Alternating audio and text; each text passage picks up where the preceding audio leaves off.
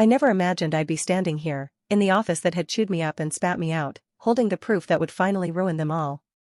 They said I was replaceable, my ideas worthless without their guidance.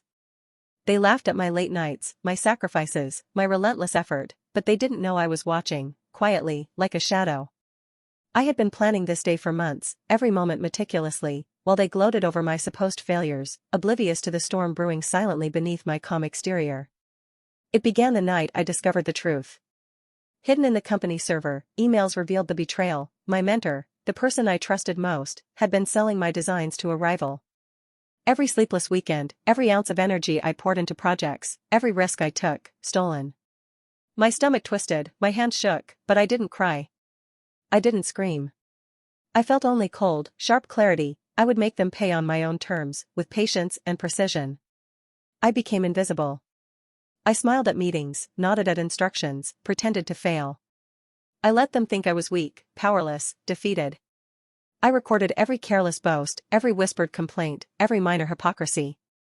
They thought I had nothing left, but beneath my quiet exterior, I was building a storm. Patience was my weapon, observation my ally. I learned every habit, every weakness, every flaw they tried to hide, and I waited for the perfect moment. That moment arrived today. I walked into the conference room, calm, confident, carrying only my laptop. Faces were smug, expectant, mocking even, certain I would fumble or remain silent. I clicked the projector, and suddenly the room was illuminated with their own words, emails, and recordings, everything undeniable. My mentor froze, searching desperately for excuses, but nothing could save him. The colleagues who had once ignored me gasped, whispered, shifted uncomfortably, eyes wide with disbelief and unease. "Remember when you said I was replaceable?" I said, my voice steady, deliberate, slicing through the tense silence. "You were wrong. And now everyone will know who you really are." I watched as panic flickered across faces, as pride crumbled, as shame finally replaced arrogance. Security arrived to escort the guilty out, and still I didn't move, didn't speak further. I simply let them leave, letting the silence of my victory fill the room, savoring every heartbeat of their regret, the quiet triumph echoing louder than any shout could. Back at my desk, I allowed myself to breathe.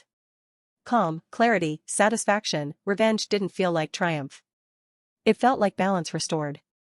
They had underestimated me, dismissed me, mocked me, but in doing so, they had created a storm they could never control. For the first time in months, I felt light, untethered, unstoppable. A storm built in silence hits the hardest, and it never asks for forgiveness. Today, I had risen from the shadows, and they would never forget it.